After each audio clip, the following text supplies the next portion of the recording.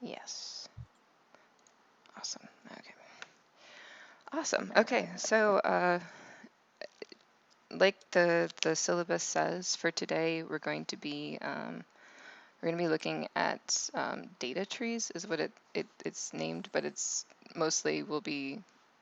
You've actually already been looking at data trees. Maybe you didn't think about it that way, but every time we pull a list item or flatten a list or graph a list or um, series, all these capsules are actually part of the same band that is controlling the tree of information, the line of information that makes up your grasshopper.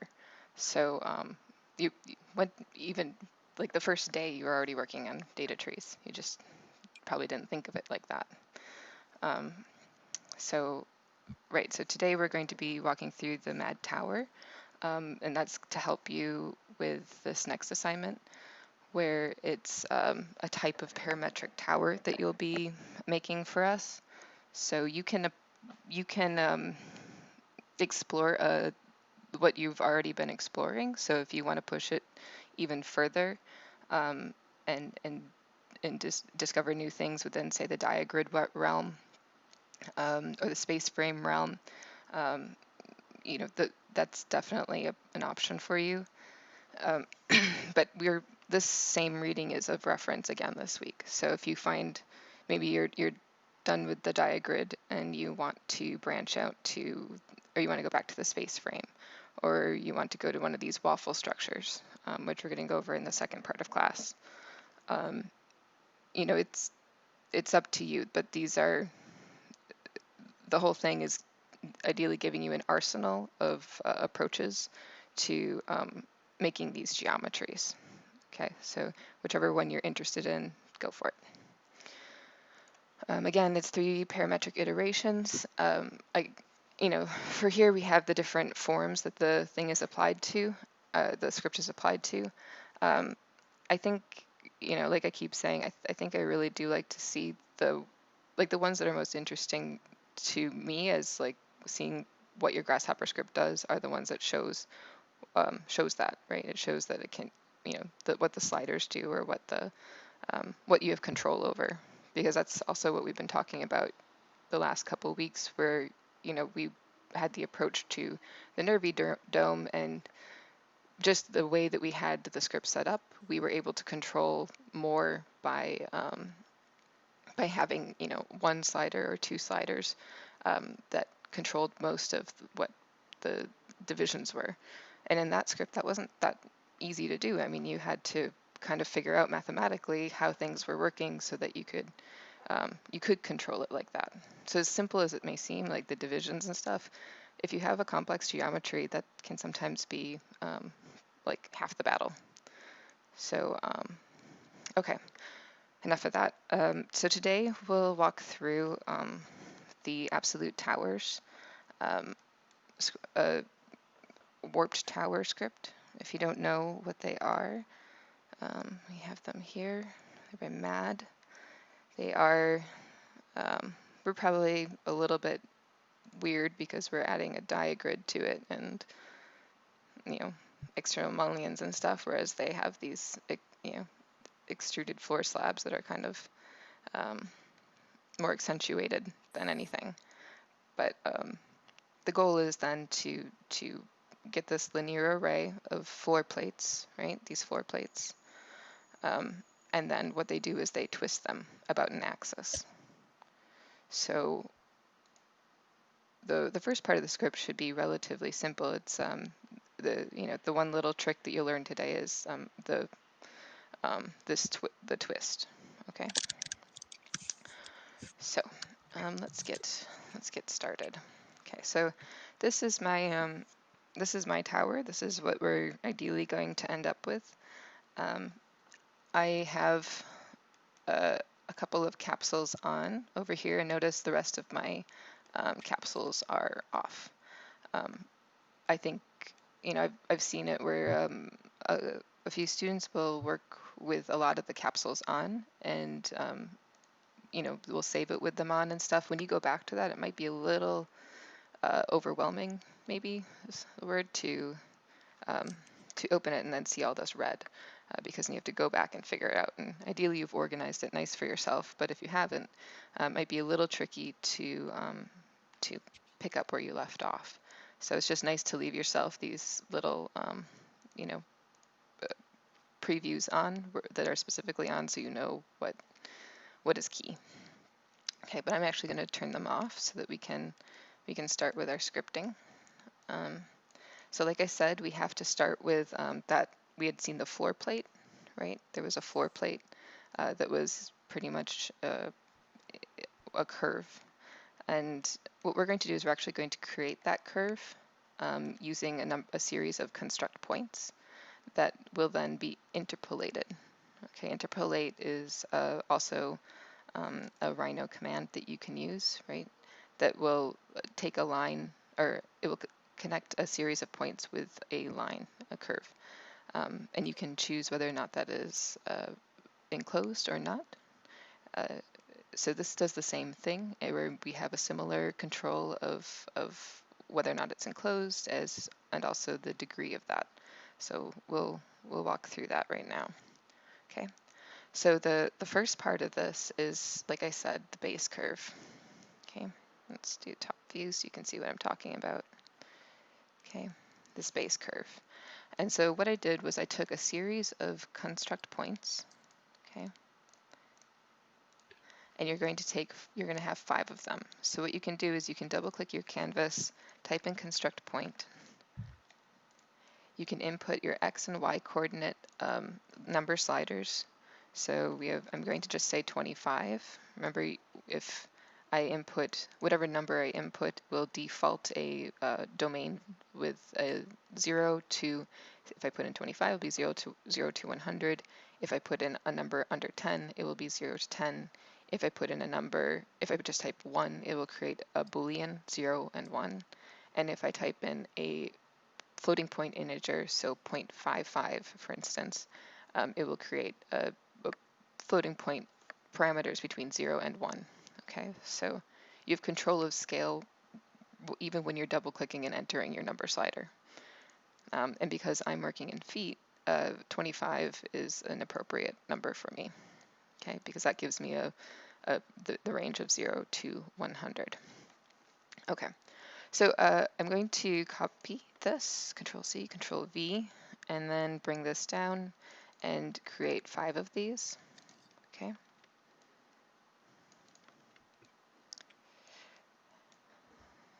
Let's bring this all the way down for you.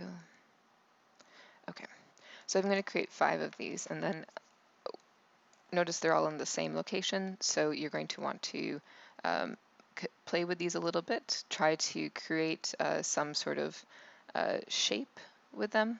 Okay, so remember, the curve is going to go through these points, so I want them to be in sequence, if that makes sense. So I need my first point here to then have a second point that is in sequence around, right? So my first point, second point, third point, fourth point, fifth point. If you do them all inverted or wild across the grid, you're going to end up with a non-usable floor plate. Yeah, it's not going to be very helpful for our exercise. So I'm just going to shift these down. Looks like that one's there, so I'm going to shift that down there, and then I'm going to move this guy over here and maybe up a little. Okay, so there are my points: 0, 1, 2, 3, 4. Okay, and then I'm going to interpolate these. Interpolate. Create an interpolated curve through a set of points. Great. Now what you can do here is you can hold shift and you can enter each and every one of these.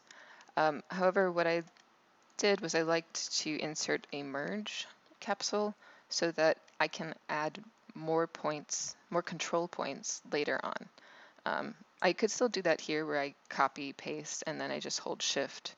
It's just a cleaner way to control that information, to control my data tree, right? To get that so that I can see always have a free opening and can easily control this. Okay, so I have my merge, and then I'm going to take my results and I'm going to input that into the vertices. Okay, so if we look at that, I'm going to turn my other curve off because that's distracting. If I look at that, you'll see that it automatically interpolates a curve through the points, but it is not closed. So I need to close this. And the way to do that is to change this periodic from what is reading as false to true. And I can do that by right-clicking and setting Boolean to true.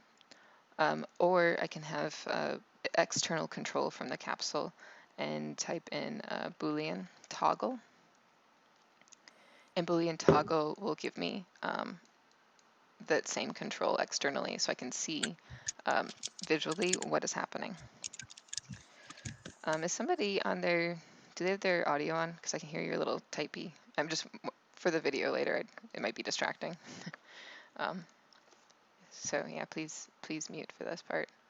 Okay, and then the other part is here, the curve. So it's all automatically set to 3. If we were to change this to, say, 2, it won't work, okay? And 1, it will become a polyline. So it won't approximate a curve through the points, it will just create segments, okay? So it's good to know if you wanted to create, say, an oddly shaped, building that with all straight segments. This is one way of doing that with points and an interpolate capsule. Okay, so this is the first part. This is our curve. Relatively simple. You can go back and try to change it to a more wacky shape. But remember, not too wacky. You don't want your points to cross. And then you can group this. Okay, and you can label it. This is your base curve.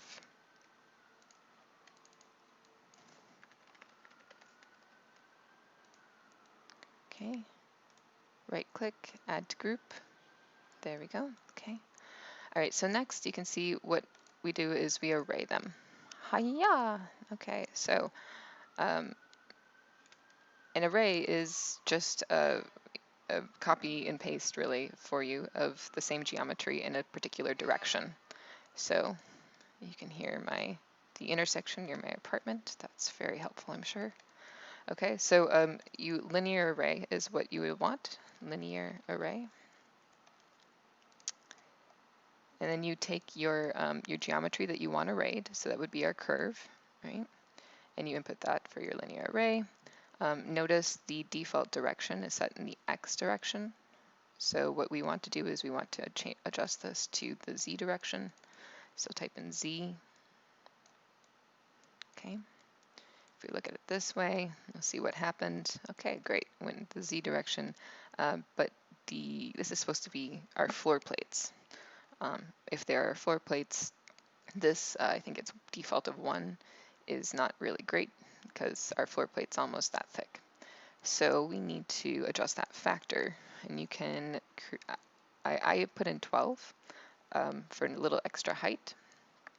I think in the video that Palooza does, he chooses 10, but you're going to want something in that range, probably 10 to 14, depending on what the building is. But 10's a good number too. Okay. But notice if I typed in 12, my number slider goes all the way to 100, right?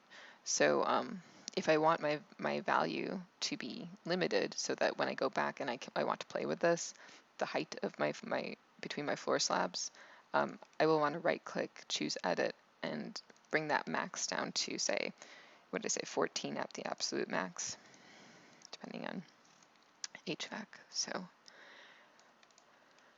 all right, so if we have that, then we need the last bit of control, which is the number to array in the Z direction, right? We want to go up. So I think the default is, again, 10. Yeah, 10's not going to cut it. That's not very towery, not in today's age. So I'm going to give it let's see, 60, 50 or 60, and we'll input that, and then we can see we have an actual tower. Cool, you're already on your way to the next assignment. You've got a tower, the makings of a tower. Okay, so you can control your floor count as much as you want. It doesn't really matter for our exercise, but these are going to be our floor plate outlines. So we need to set our scribble and give ourselves some information and tell ourselves that this is our arrayed curves. Okay.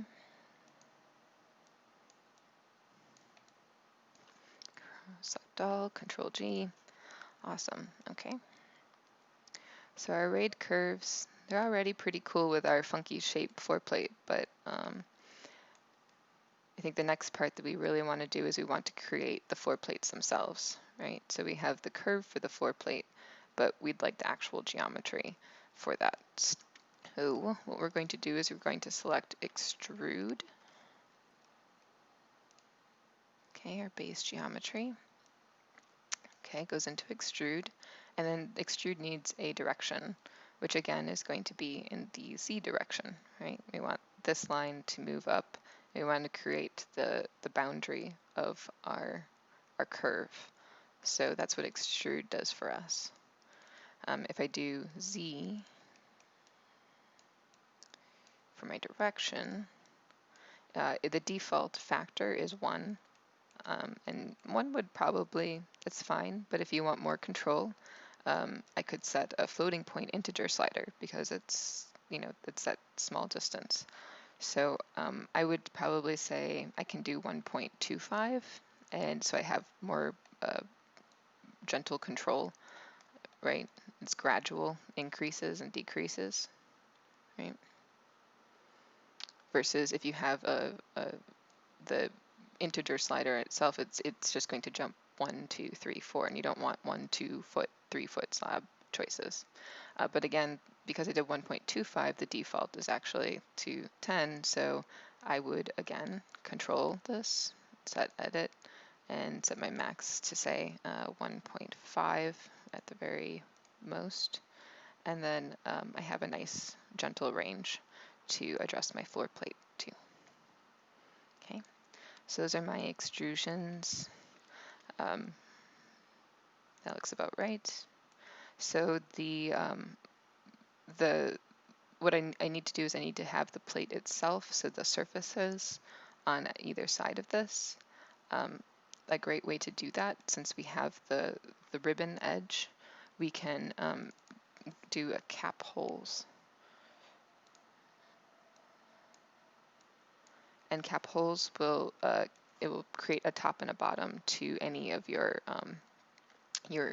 surfaces, right? So if you have even if I were to have a surface from here to here, it would cap both the top and the bottom for me. So it's just a nice way to get that full surface geometry to create a B-rep. And a B-rep is it's like the polysurface in Rhino space. Okay, so it's made up of congruous surfaces that are joined together and create a bounded object. Okay, so I have a question. hi, yeah. Hi. It says my cap thing isn't working. How did you connect all the? Was there a way to connect all the points to like make it a full loop? Did I miss that? Oh, okay, yeah. Sure, you can go back to Oh. interpolate, and you just need to insert a Boolean toggle or right click and set Boolean to true. But this periodic has to be, it has to be set to true in order to close it. Because All right. in Rhino space, it'll say, "Do you want this closed?" And you're like, "Yeah, I do," but Mm-hmm. it doesn't. The wording's a little different, so that should help Okay, you. that fixed it. Yep. Thanks. Yeah, cool. Okay. Um, Okay, so you have your floor plates. I think we are happy with those. So what we can do now is we can group this. So I'm going to do scribble and we're going to call this floor plates.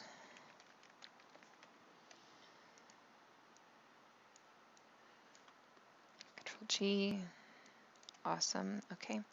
And then I think I'm going to select everything before and right click and preview off so I only see my floor plates. And probably my favorite part about this exercise is that we bring in the custom preview. So we start to give colors to our grasshopper objects. I've never found a way to bring that into RhinoSpace, the colors, but it helps to differentiate the geometry you're working with in grasshopper space. So it is useful for that. So you'd seen before I'd had the colors set up for this, and the way I did that was I had custom preview, okay, where I have custom preview gives me a preview of the geometry. So my geometry would be the B-rep, okay, and then notice it has a default color of this like purple thing. I can bring down a material, so I can go up to my display, and I can look at my different options for colors. Any of these are great. I'm just going to type in color. Isn't that where I get it from? Custom color. Yeah, color picker is usually what I do. Okay. Color picker. Color swatch. I'm going to do that one. And then that will control the material color.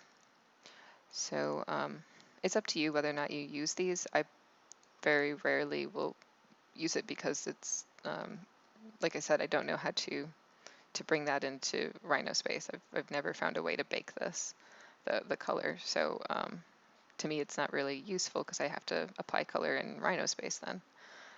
But you can give it whatever color you'd like, and it's kind of a nice, fun way to differentiate your geometries. And then I think I'm also going to control or select this and then add this to my group as well, so that I have those included. And then what I did before, I started pulling my geometry out. You can see these capsules or these containers that I brought out. Each one of these is going to contain the geometry that I'm building to make that tower. So I am going to bring in a geometry container, and I'm going to pull what was my cap holes B-rep into that. So that I have an external control, right? So this is the end of the line for the preview script, if I want to see the pretty colors. But if I want to bake it, I want a separate controller so that I'm not having to go into each and every script. So just an organizational thing. I'm going to control G, make that my blob, and now he's going to be preview off, but he's going to live out here, so I know he's different. And he's important. I need to come back to him at some point. Okay. All right, move this down a little. Great. Okay, so there are 4 slabs. Probably the next quick control is to get the glass. And the glass is just going to be a loft. Okay, so we're going to choose loft, and then our input is going to be our arrayed curves. Right? We had these arrayed curves. We can input those as our curves for our loft, and that will instantly create for us a surface about those curves, okay, in between each of them, so that I have what appears to be my glazing. Again, I'm just going to copy and paste what I did before for my custom preview, and my color picker, Control C, Control V, bring that up, and now I will have my glazing. Okay. So the blues may be a little much. I'm going to bring that down. And then you also have a transparency control down here. That's this guy. If I adjust him, notice I'm going to start to see that as more of a transparent material. Let's turn that off. So it looks more like a sheet. Okay.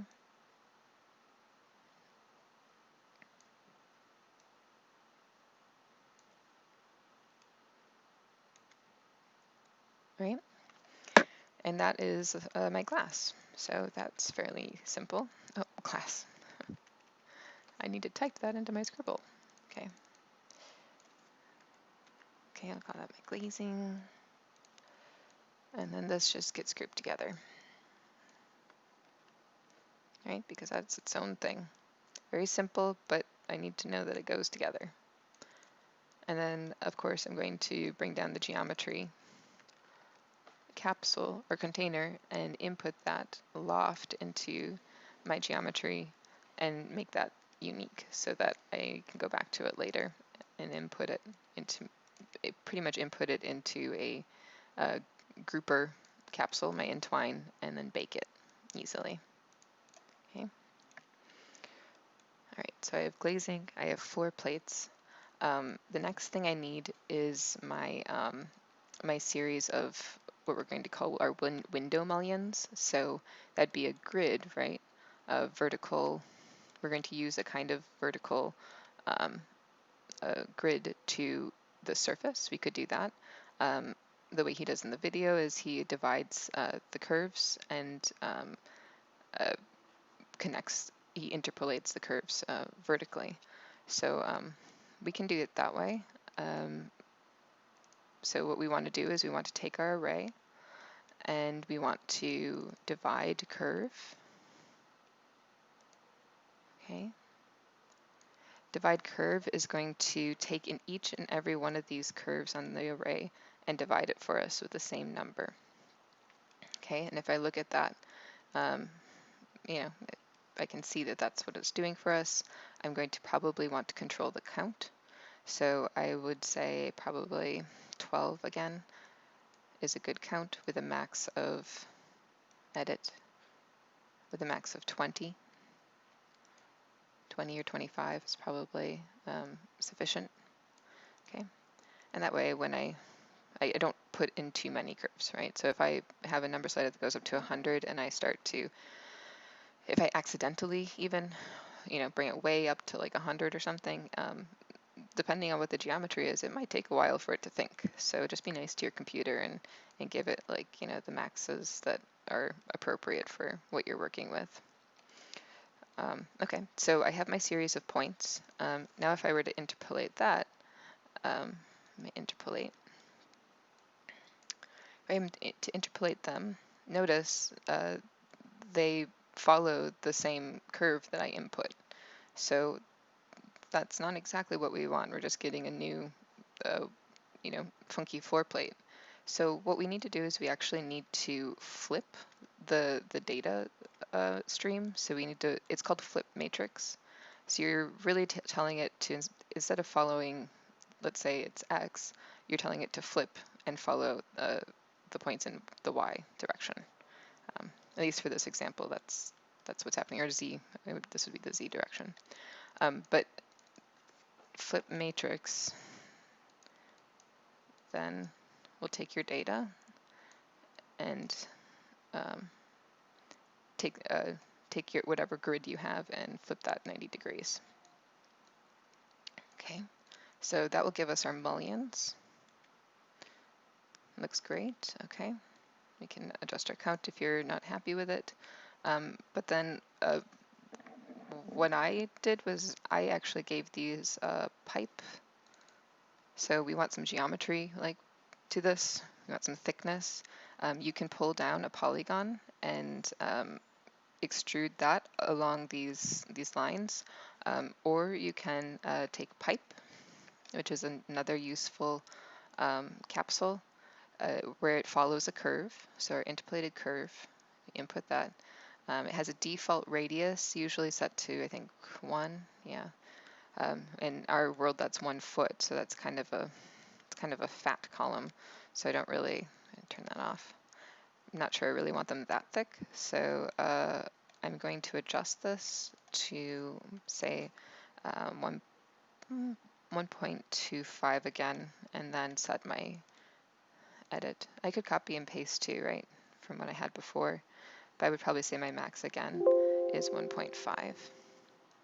Okay, and now I have a more, again, gentle control, right? If I have it down to 0.5, that's about 6 inches.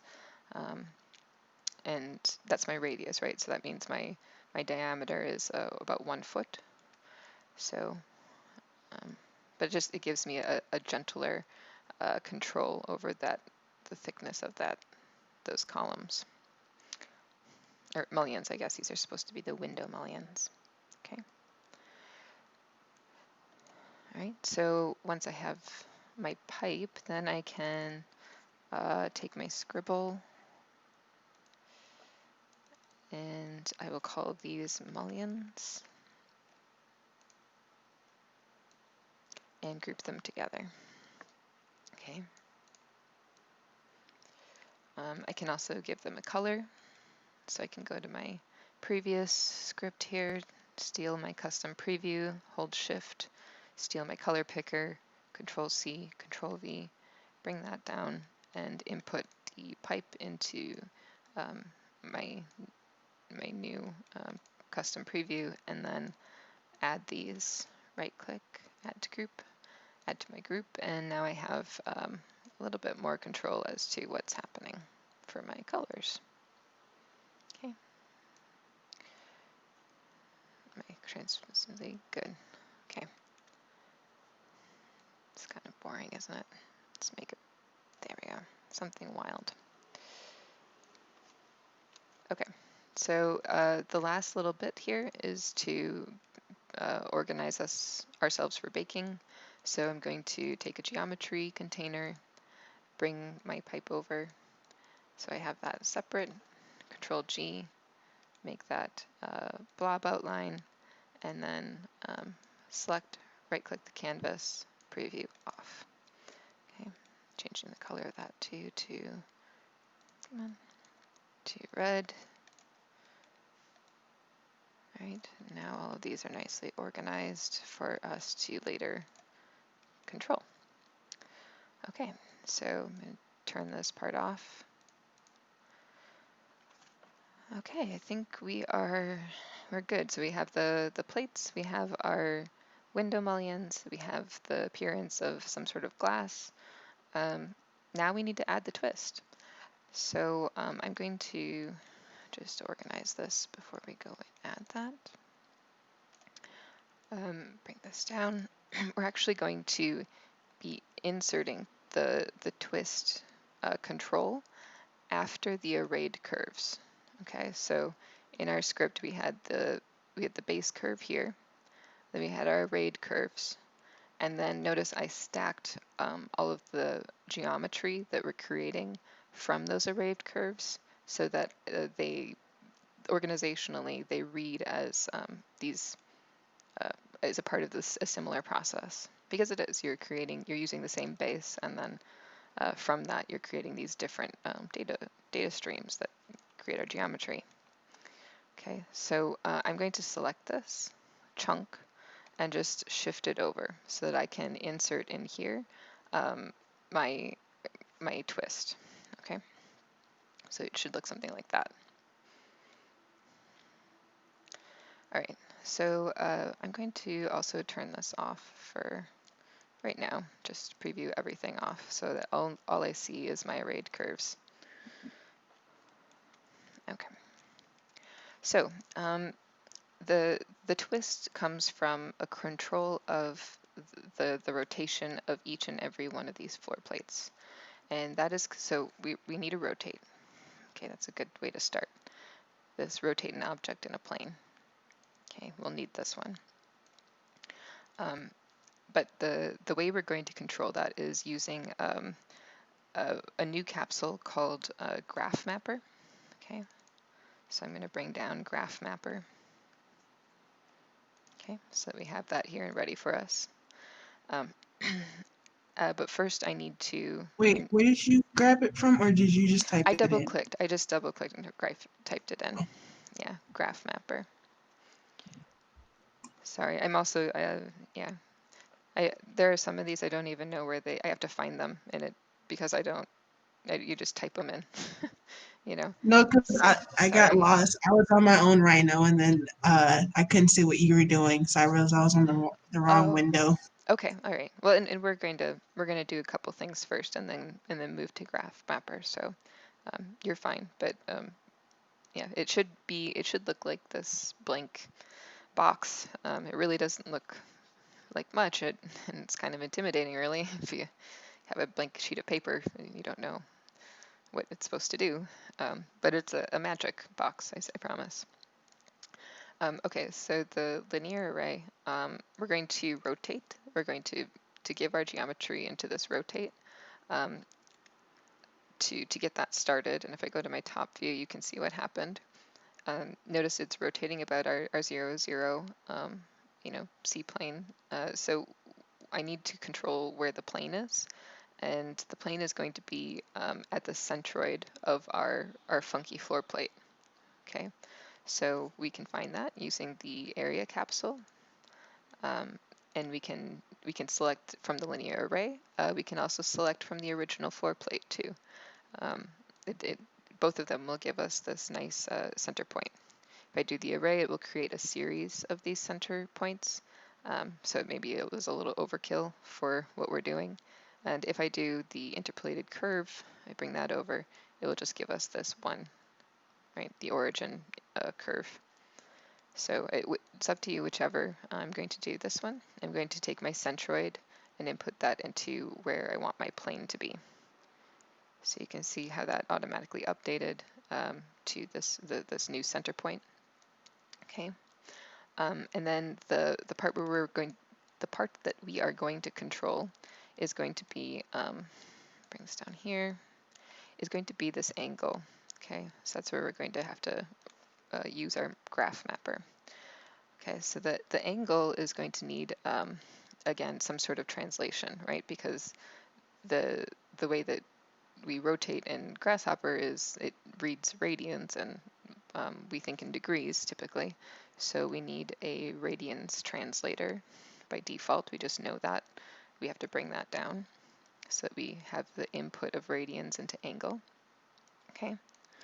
And then the degrees has to be, whatever degrees we choose, but that's actually the part that we're going to control. However, I'm just going to test this out to see if I'm controlling this correctly. And yes, that looks like a 90-degree rotation from its original position. So excellent. Okay. So we're not actually going to use that. I'm just testing. We are instead going to use this graph mapper. And so for graph mapper, it works on a domain, and a range. So we need to construct a domain for it to pull from. Okay. And our domain is going to be, we have 0. Okay. And then the end is going to be the full rotation about the axis, so we need 360. Okay. And that's key. This has to be set at whatever number you set this at will be important for graph mapper, because this has to also be set to the same domain end. Okay. So I'm going to right click, edit this so that this doesn't change. And in fact, it might also be a good idea just to input the numbers or bring a panel down to input so that they're unchangeable, right? Number sliders give us the option to change that, which in this case we don't necessarily want to do. Okay, so we have our domain set up so that it can rotate, it can vary rotation between 0 and 360. And then we need a range for that to choose from. So the range is going to be the number of floor plates, right? So it's going to vary the rotation from 0 to 360 for each and every floor plate, which will be our number of steps. Okay, so we need the domain to enter the domain, of course. Sometimes they're nice and have the same name. But then our steps are going to they're going to need to be the number of floor plates, which is right here in our arrayed curves, right? Actually, I should have called this floor plates for myself. Okay, great. Okay, so we have the number of floor plates set to 56. So if I input this, it will say that my range, if I hover over the output, is 57 values. So a thing to note is that when you use this range, it will always add one to the steps. Okay, so to counteract that, we have to input an expression that says it should always be whatever our input is minus 1. So we need to right-click our steps. We go to expression here, the star, and then if you enter x minus 1, okay, then you'll see your output update to the corresponding 56 floors that I have. Okay, and that will always remain true. If I were to change this value, that output should match. Okay, great. Cool. Okay, so now I can input this into my graph mapper, and wow, look at it, does nothing. So what we need to do is we have to right-click this graph mapper, so we have to have it selected. You right-click, and then if you go down here to graph types, we can choose what sort of graph is going to control the variation of our numbers. Okay, so of our domain that we've just constructed, this is going to control the numbers that are going to change over the course of the graph. So if I go to Gaussian, this control will it'll actually control what is similarly kind of the profile of this, in that it will start off at very small increments of change between rotations, right? So maybe like 20 degrees, 25 degrees, something like that, or even in the points, and then it will start to make larger jumps. So if I input this into my degrees instead of my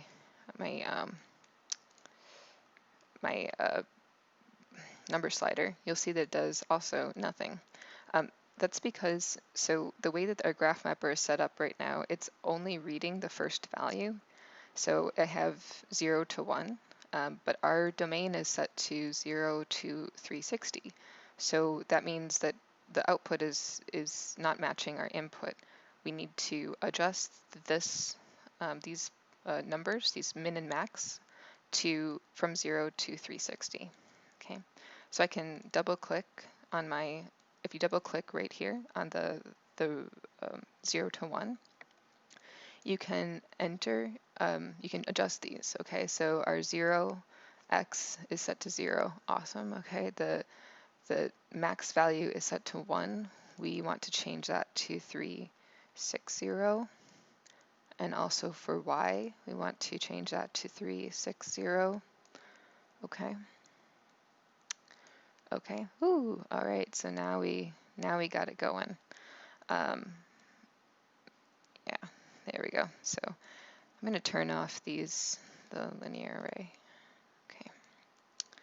All right. Now we can kind of see what's happening. So once we did that, it should be working for you, and you should be able to control that curvature, so the rotation, very gradually, using the controls within the graph mapper that move along this axis. Okay, so you have the y-ish point. Okay, this is going to control the extremeness. I'm going to say the extent maybe of rotation. So this I is have a like the question. number of jumps. Yeah. How do you get that to show up on the graph mapper?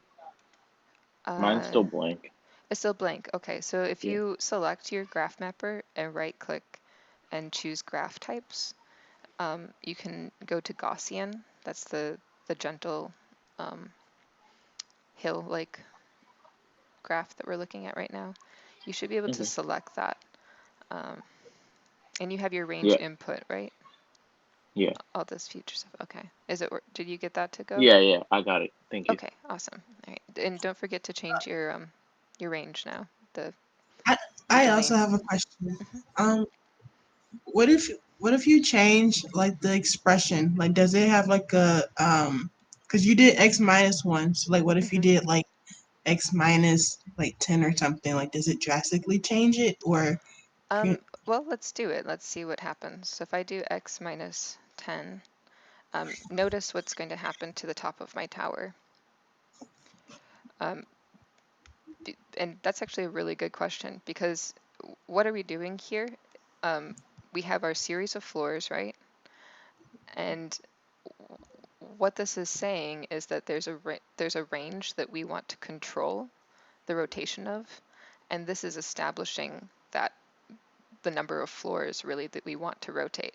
So if I input an expression that is x minus 10, it's going to say, okay, so you have 47 floor plates, but minus 10 is going to be, well, it'll be minus 1, right? Then minus 9, so it'll be 36 floor plates that we're actually going to rotate. And then the rest of them are all going to stay in place. They're not going to get a rotation. Okay, so that's actually a good way if you didn't want the top part of the tower to move, and you just wanted this middle part. That would be a good way to control where that it stays in place and that your rotation begins only, a third of the way down or something. Okay, thank you. Okay, good. So I think Gaussian this Gaussian graph is, especially if you have it down here, like very gentle, um, can be it matches lines with the absolute towers. But since we have Graph Mapper out here, you can also just play with these, and by bringing in by right-clicking, you choose different graph types and just see what they do for you. Okay, so you can see um, how that is working. If I right-click and I choose other ones, you should play with these and just kind of see how they're being applied to your geometry. Okay. Okay, I'm going to change this back to 1. Yeah, so notice he's still getting a rotation, but he's not, the rotation doesn't vary. And now that I changed that back to x minus 1, now he's following the same sort of wild curvature that my graph is requesting of it. Okay. I don't think I need this select. I think I can just right click. Yeah. Okay, I'm going to bring that to Gaussian again, just because that's what we have. Okay, so now that you have the twist all set up for yourself, you have all these new arrayed curves. What we are going to do is we're going to, well, we're going to give it a scribble, and we're going to say whatever, I'm going to call this the twist. And then I will select all this group and bring this over so that is in between my, right, it's in the correct location after my arrayed curves, but before the geometry now that we need to update. So this is now kind of, this rotated array is the new inputs for all of our solid geometry, right? The floor plates and the glass and the mullions, those should all be updated. So I'm going to just pull my rotated geometry out and input that into my mullions. Okay. Notice we're not seeing the updates. That's because we have the preview off. Okay. I'm also going to pull this over here into my floor plates and pull this up and over into my glazing. Okay. So that can now be moved into place without all those crossing wires. And I can probably delete my tester. Okay. Awesome. Okay. All right, so now if I am to go to each of these items, and I can hold my shift and select each one of these custom previews so that they turn pink or magenta, right click the canvas, preview on, I should see them now take on the new curvature, right? The new twist.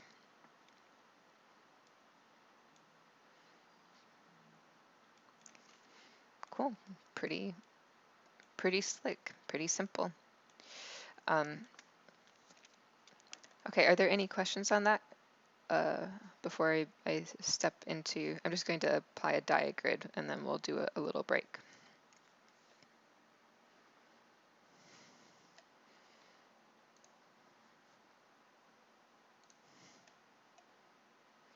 Guessing that's a no, so I'm just gonna power through.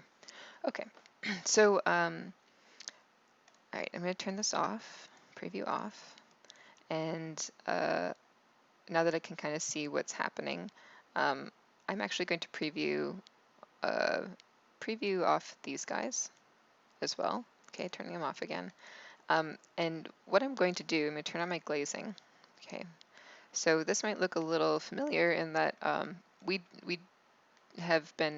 learned last week how to take a surface and bust it apart and apply those X's across the surface. So we're going to do the same thing here and utilize that again so that we can get our diagrid to appear across this surface. So it's just taking what we already know and applying it to a new surface. Okay. So I have my geometry over here actually that I should probably work with instead of this one, right? That's why I have it there. Okay. I'm going to relabel this as my my glazing. Okay. And then I am going to give it the same old ISO trim and divide domain that we learned.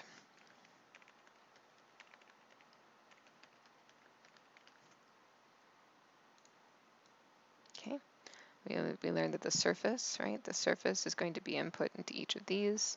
The divide domain is going to be into the put into the isotrim. And then we're going to need some control of the U and V counts. So I'm going to give each of these a 12 slider with a max of, say, edit, max of, say, 25, 30. It's 25. Okay. So I will input that here. Control C, Control V. Okay. So if you play with these, if you adjust them, you can see what controls which. So our U is in the Z direction for our rhino space, and the V is horizontally. Okay, so X. So okay, now that I have those set up, what do? I have to deconstruct the B-rep, right? Deconstruct. Because I have my subsurfaces, right, that I need to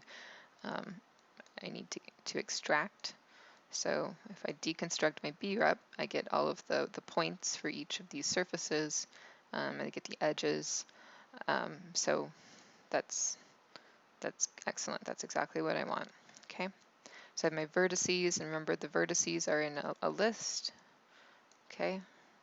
So we have our list of 0 to 4. That's for each of these corners. So 0, 1, 2, 3. I want to use my list item like we learned. List item. I'm going to bring that over. And then I'm going to zoom in and add 3 more outputs. So it's 0, 1, 2, 3 to align with my list. And then I will take my line start to end point and input the I into 2 so that I connect the 0 to the 2, or 0 to the 2. And then Control C, Control V, and create another diagonal to finish my X. Okay. Great. Okay, so that looks like a nice diagrid. The last little bit for my diagrid is going to be to give it some dimension. So I will also give it a pipe, but again, you can use the polygon if you really want, and extrude that along the surface or sweep or whatever you want to do to get that. I kind of like the pipe. So I'm going to do my curve curve. Remember, I hold shift to enter both of them. And then I'm going to need my radius control. Okay, so let's select this stuff and right click preview off so I can see. Yeah, he's a little wide, so I think I could steal, yeah, something like this pipe that we used before. Control C, Control V. Let's steal that number slider. Okay, but just something in the floating point world so that we have a finer control over. Okay.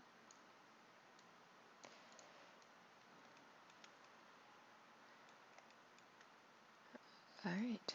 So we can give this a custom preview as well, so that it has the, shift that over, one of these custom previews, hold shift, Control C, Control V, so that has a pretty color as well. Okay.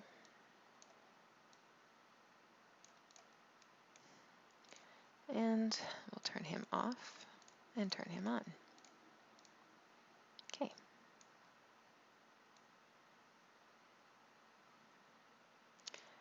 Well, that's a wild color.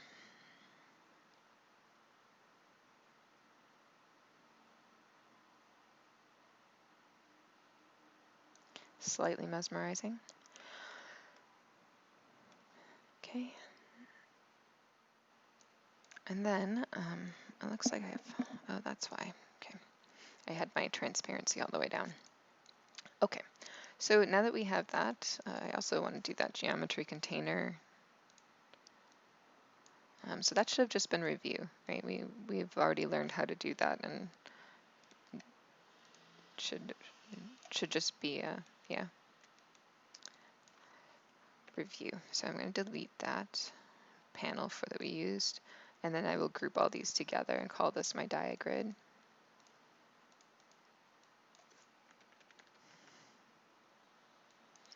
But we also could have gone to our other script and copied and pasted this portion, at least, the divide domain, the isotrim, deconstruct, list item, and line segments, right? The nervy one that we did last week.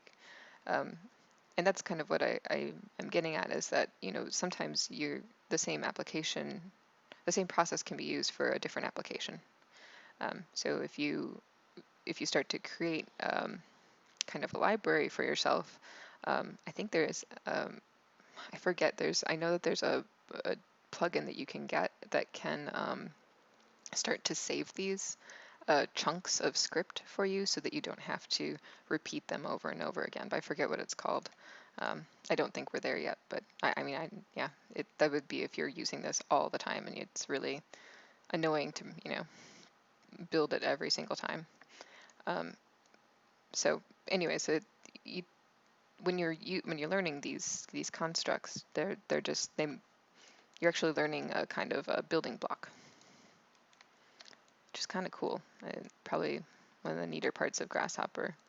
Of course, then you learn one way, and you find out later that there was a totally other way to do it. So, don't get stuck, I guess, either. So the diagrid here, and then I wanted to put that in. I was talking. Okay. Change this to color, red. Okay. Now if I go back and I look at, let's turn off this guy. If I go back and I look at the mullions we did, okay, floor plates should be fine. Preview on. Okay. Yeah, those follow it. We're good. Floor plates should be fine, but the mullions that we did aren't going to follow the diagrid that we've made. Okay, so I tried bringing over my divisions, but it didn't really work. They still weren't aligning perfectly. So instead of monkeying with that, we can just create new mullions using the same division isotrim subsurfaces, right? Because yeah, we have points between here and here, but we also have points that we can construct lines vertically. So all that is taking our two new line capsules. So we could just take these, Control C, Control V. Let's turn those on. Right click preview on. Ooh, that's a mess. Okay. Okay. Sorry, I'm just turning things on so you can see what I'm talking about.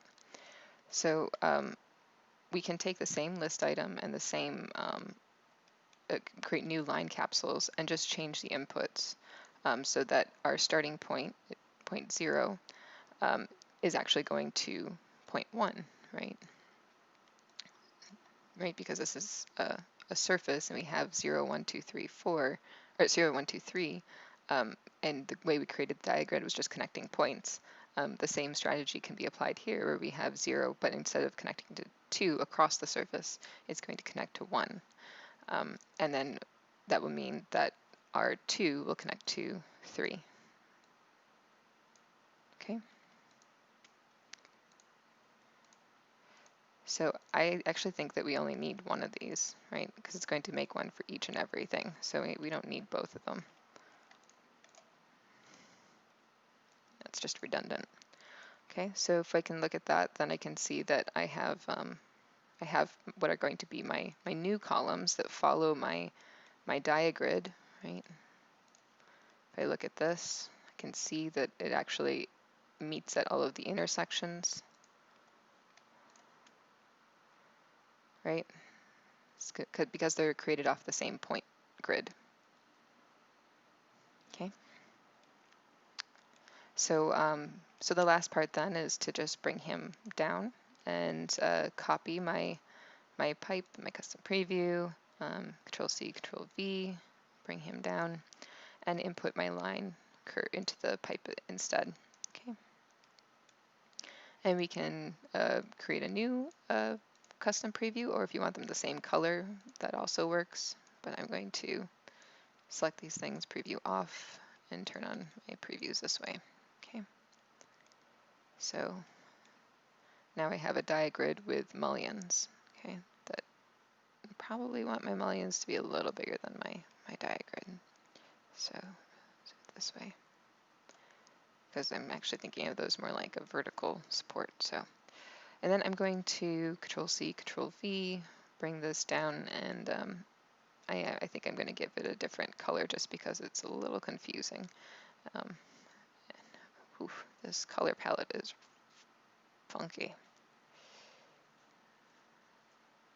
But just something that we can differentiate. So we have columns, we have a diagrid. Okay, the last little bit would be to Control C, Control V, bring my geometry and input my new piped geometry. Okay, I'll give this a scribble and call this my aligned mullions.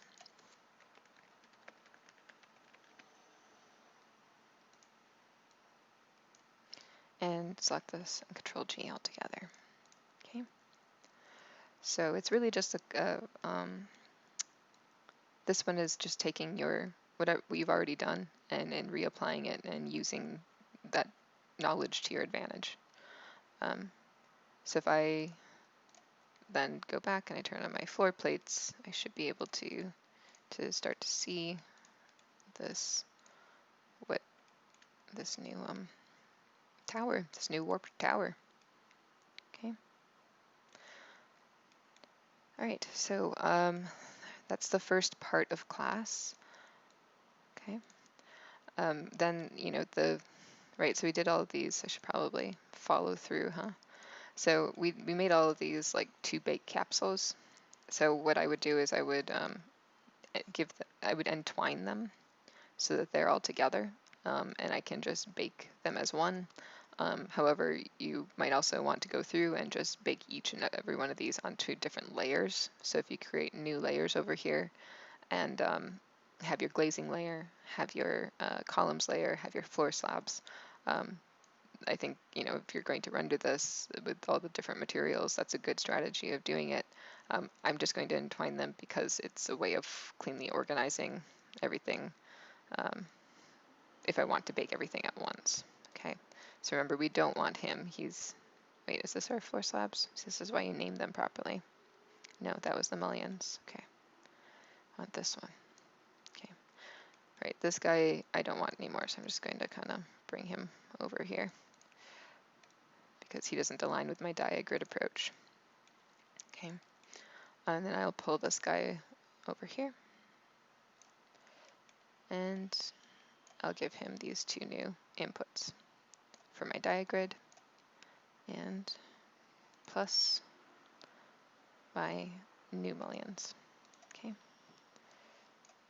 So now if I were to bake this, right click, bake, I do group. I've essentially set myself up for baking a clay model because everything's on the same layer and all grouped together. So there's definitely a better organization for this next step, but for right now you can at least see the nice output that we got from that.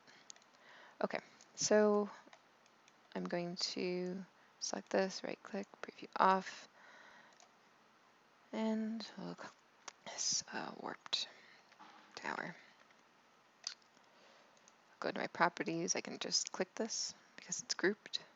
I can change that to warped tower and just turn that off. And now my geometry is baked in there and I can deal with it later. All right, save. Remember to save. And if you want to go through and reorganize so this makes sense for you, I totally get it. Notice I went through the first time and kind of reorganized for myself, and then as I'm working, I created a new organization. So if there's something you're finding works for you, go for it. It's 9:40, so that means we have an hour left of class. I think I'm right there. So in the second hour, we're going to attack a waffle structure. Attack it. Okay, turn this on here. But we're just going to learn how to approach of making a waffle structure with a warped surface. Okay, so I'm going to actually pause the video, turn off my thing, and then we'll say, let's see, it's 9:45, 9:44, but 9:45-ish. We'll say 9:50. We'll pick this back up again. Just take a little break. Okay. Are there any questions on what we just went through?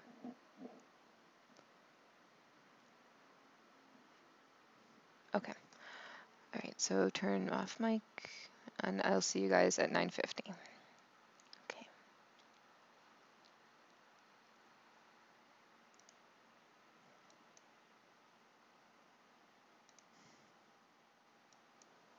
Okay. Sorry, I'm late. Okay. All right, so I hope you got a drink of water, maybe a sip of coffee. It's usually what I do. Inhale coffee. That's pretty much it. Okay, so I'm going to go back to RhinoSpace, and before I guess we go into this new waffle, how to approach a waffle structure in Grasshopper, is there any other follow-up to what we did in this previous script? Or is that pretty clear?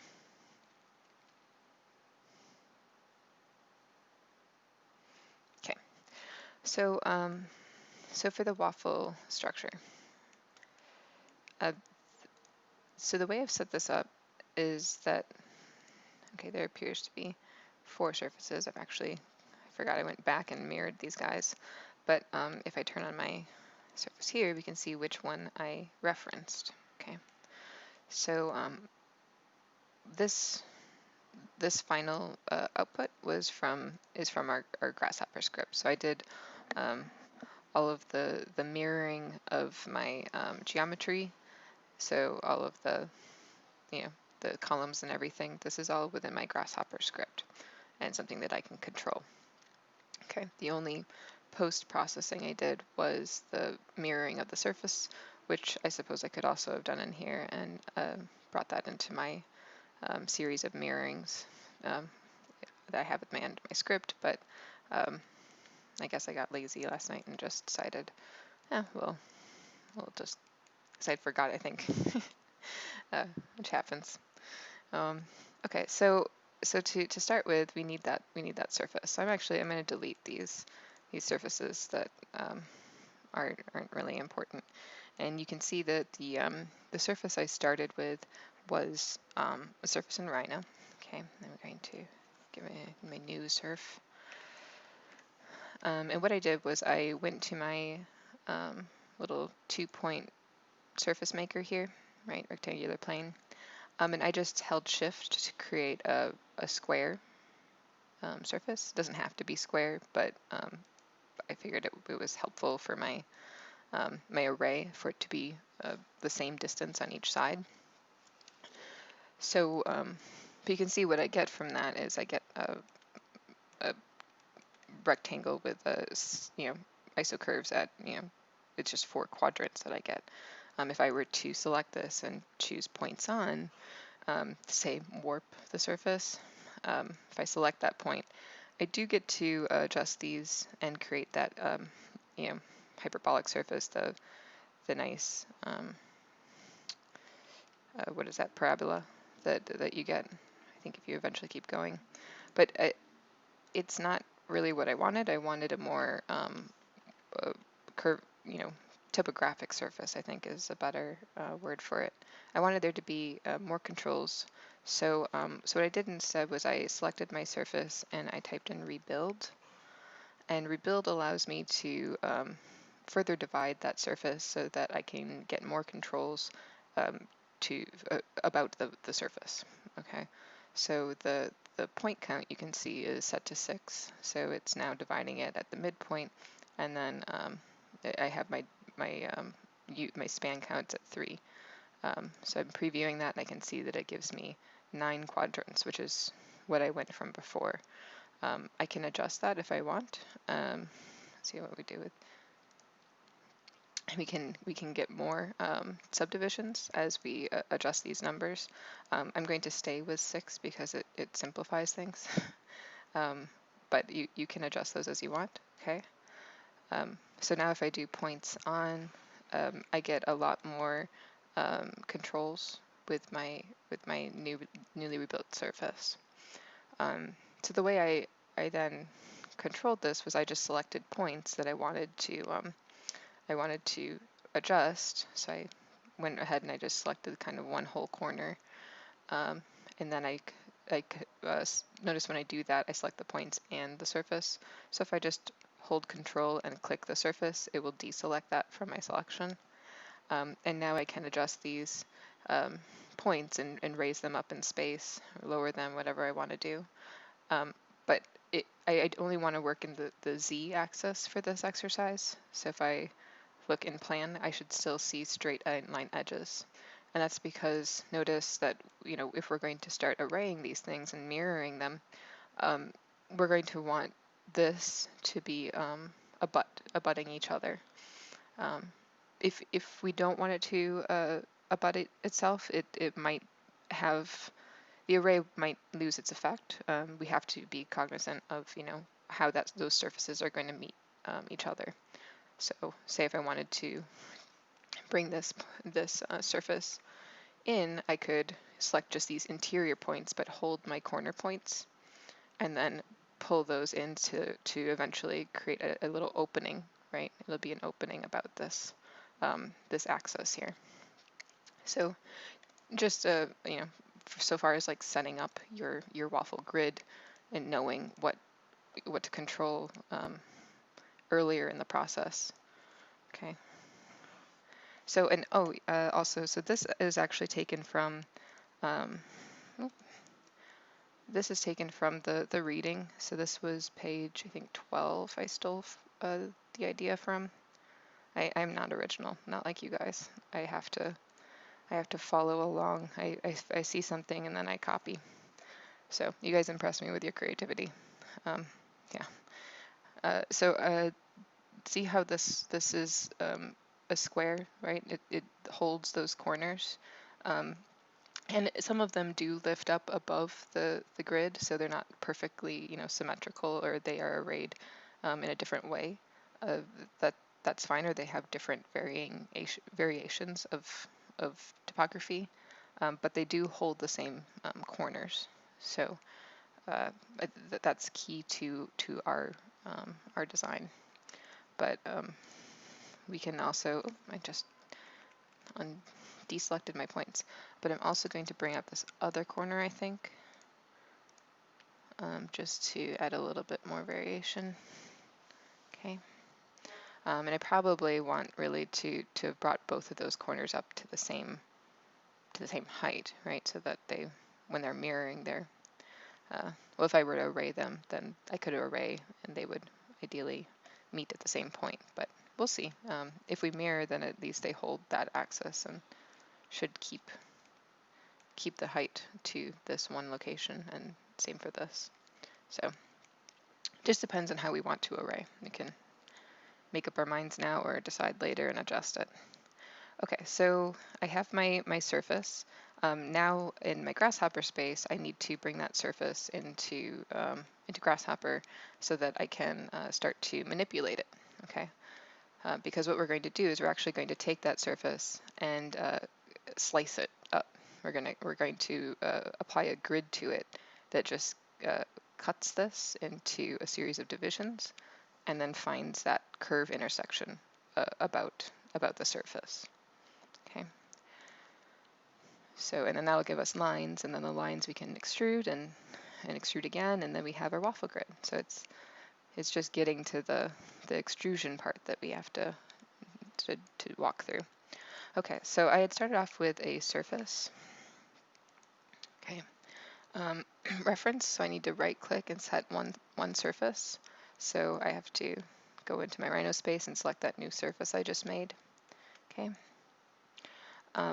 And then what I need to do is I need to create what's called a bounding box that will act as my the container that is going to apply the grid extrusion to my surface.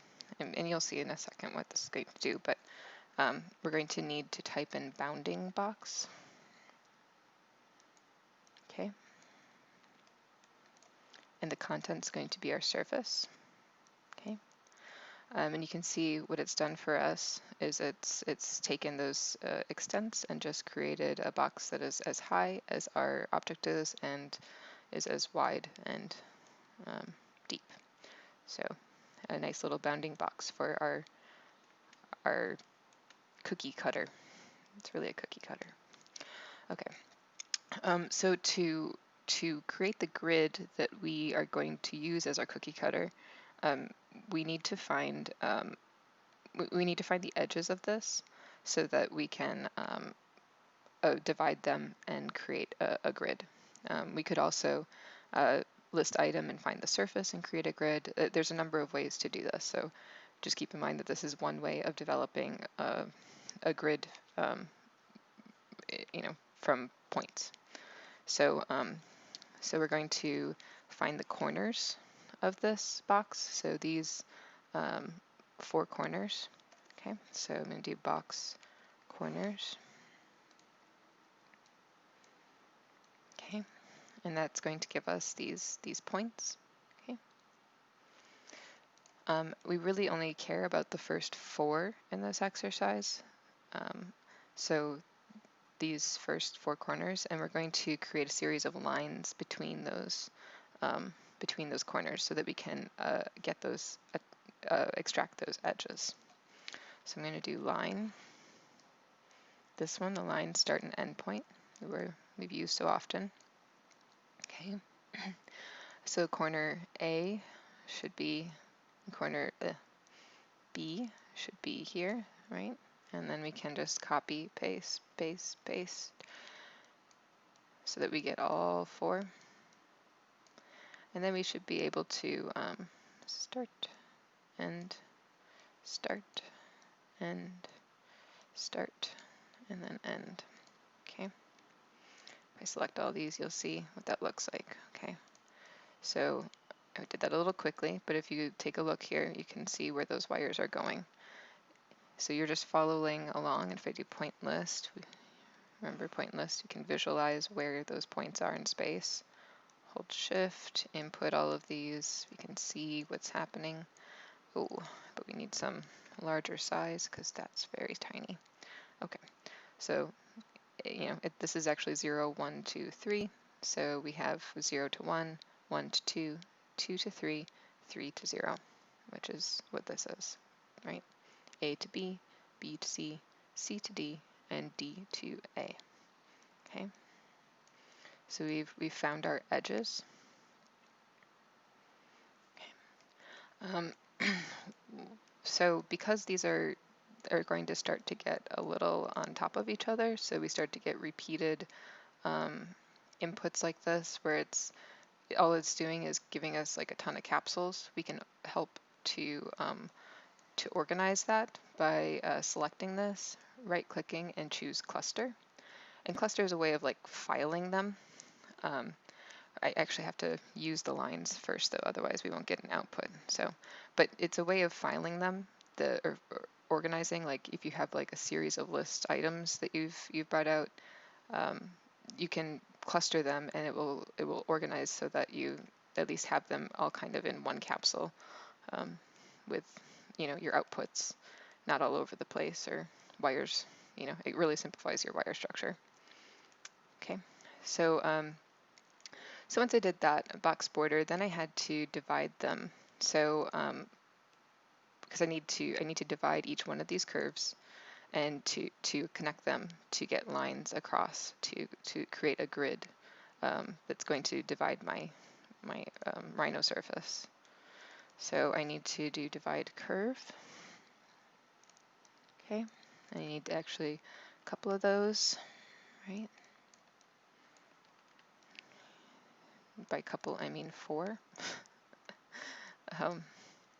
So maybe we could go, if you want to be cleaner, you could use 2 of these and then use your lists as outputs, but we'll do it this way so we can visualize what's happening.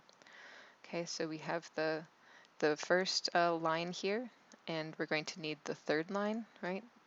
Because we need to connect these two. So both of those inputs, hold shift, should go into the same divide curve capsule if you're going to do the list. But the way we've organized is we're actually going to visualize it, right? So I'm going to input each of these directly and then give them the same number slider instead. So we can see those divide curves and those lists. Okay, so I'm going to take my count of 7 and input that into the first and the third instead.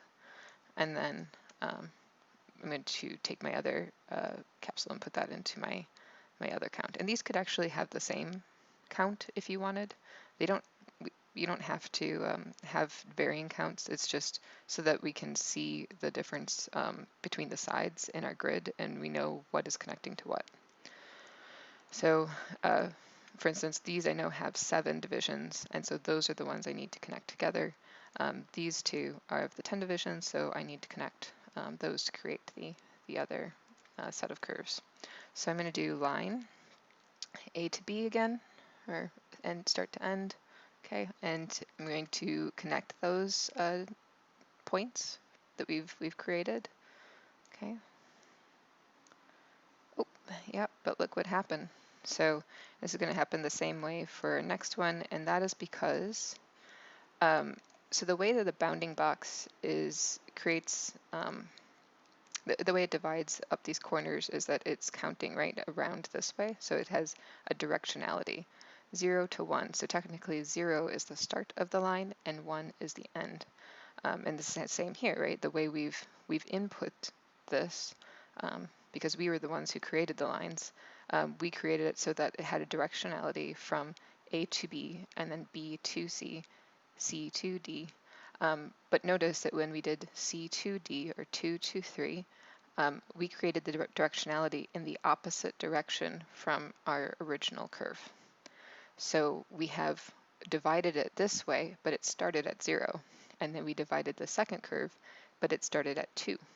So they have flipped directions, which means this point is being pulled to the end of the second curve, and the start point is being pulled to the start of the first curve. Okay, so there's two ways to fix this. We can flip the curve. So, for instance, we have this curve and we have this curve. Right after this line, I can insert flip curve. And that will just flip the orientation, just like we used flip matrix. This will flip the orientation for us so that you can see it's now created it so that it's the start is at 3 and the end point is at 2. So it's just flipped it for us.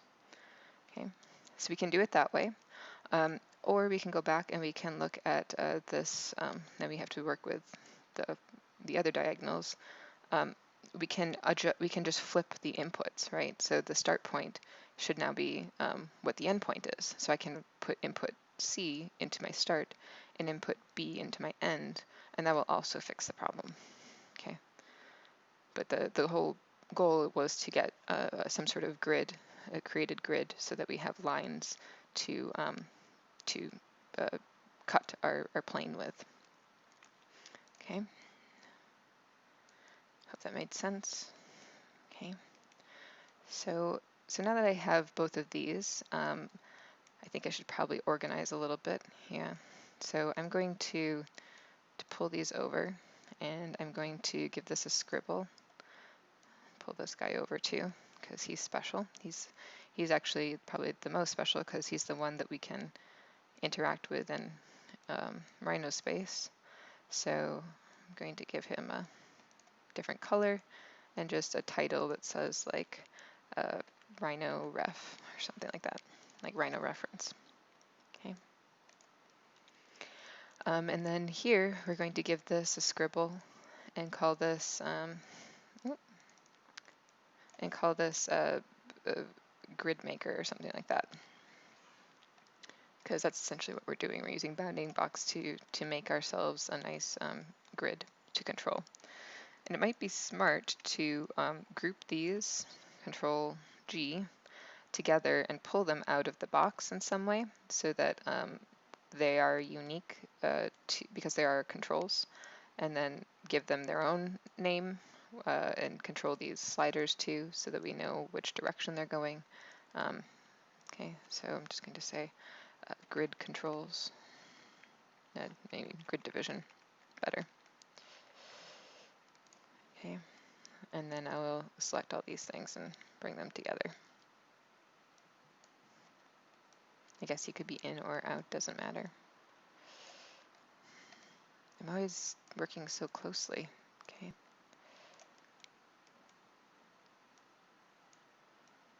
And then I'm going to turn this guy off. All right, so now that we have our grid, what we're going to need to do is we're going to need to extrude these curves and then find the intersection. Excuse me. Sorry to cough in your ear. We're going to find the intersection of those what are going to become B reps and our surface B rep. Okay, and that will give us our curves. So yeah, I think what I did was I had to go through this series of steps before I could do that, because I wanted to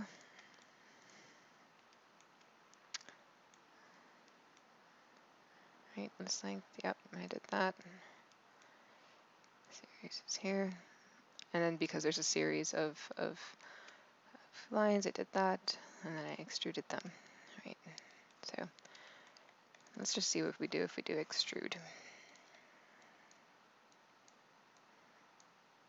Base.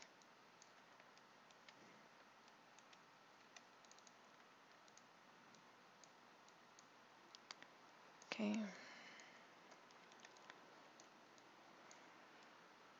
think that will work fine. I don't think we need to go through all the other stuff. It's just added hassle. Okay, so we need a certain distance that we're going to extrude these. Okay, so we're going to need both of these to extrude the same distance. So all we need to do is bring down an extrusion. right? I did extrude. Sorry, I did that quickly, didn't I? Okay, we need an extrude, and then we need to copy that, paste. We need to bring over this line. Okay, so I have an extrude, but notice it's not really intersecting much of our surface. That's because we need it to have the same height as our bounding box. So this factor that's coming into here needs to come from the distance between this point and this point. Okay, or this point and this point, or this point and this point. But we need to find this distance. So we can go back to our box corners, okay, and use this with a distance capsule. Okay, it's called distance. Okay, and we can just give it an input point of, oh, and now see I want my point list on. We want to have point 0, or A, and then we're going to want the point above it. So if this is 0, 1, 2, 3, that means that this point is probably point 4, but let's see what this is. Okay, yes, okay, so 0, 1, 2, 3, and this point is 4, so that would be point E, or corner E in the box corners output. So I'm going to take E and input that into my B to get the distance between this point and this point. Okay, and then I have that distance. So now I can bring that over here to my factor, my Z factor, and just input that, so that if this shape that our box is created about, if this were to change, okay, so say I'm going to select these points, okay, and I shift this down. That box will adjust to my new surface, and the extrusions will match that height. Okay, so but I didn't actually want to do that, so I'm going to let that go back to its original. Okay. All right, so now that we have these guys, I'm going to bring them a little closer to our extrusions. We have what are going to be our cutters. Okay, so this is going to slice up our surface, and it's going to give us new curves. I need to find those curves though. So the capsule that I used was brep to brep. Okay, so it's solving the intersection between for two breps, which is what we have. So I'm going to find that brep right there.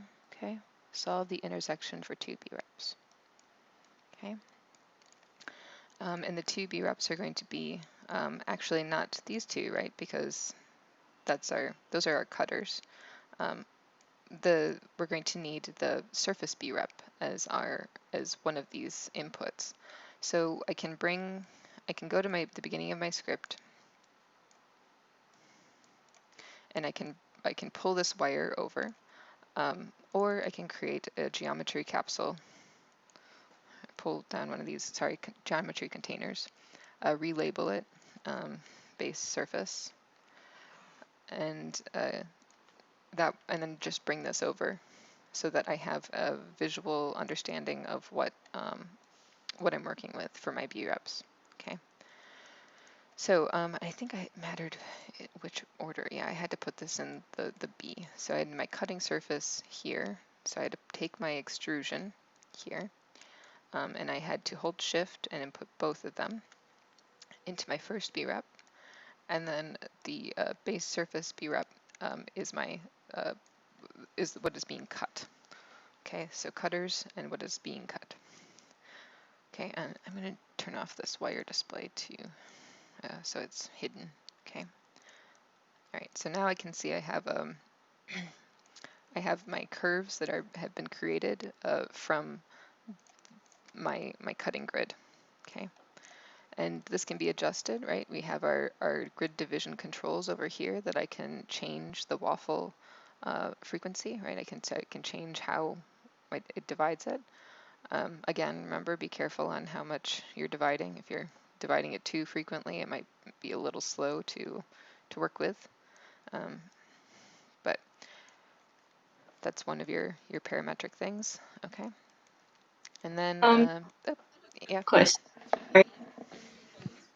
And for the brep, you like cut what out. did you type in to get the brep? The brep. The brep, I did. Sorry, I say brep. It's brep. I think I've just never really had to say it that much. I typed in brep and then brep, I think. Oh, no, I think I just typed in bre, and this came up is what the fourth option. Because I think when I Okay. did P, I don't know, sometimes it like, I Didn't think come up for because, me. yeah. Okay. Did it come Thank up you. with this? Yeah, it came up when I typed BRE. Yeah. I don't, I think something about the catalog of capsules, like sometimes if you type in like the full word, you will get a bunch of other options that they're suggesting first. So yeah, you just kind of have to play with that sometimes. Notice quite often I'll type in the first like few letters and I won't finish the word.